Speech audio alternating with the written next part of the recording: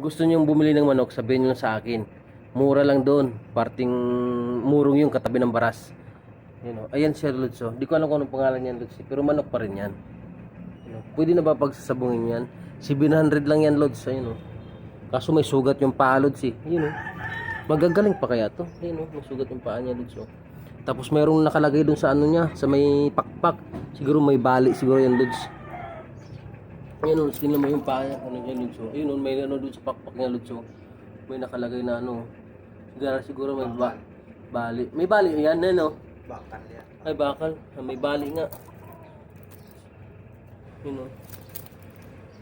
Yun siya, Lods. O. Ba't yung forma yung Lods? Pwede na ba yan?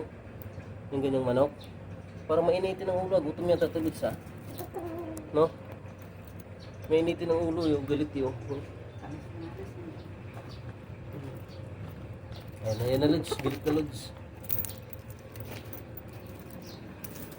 Diba, Lods?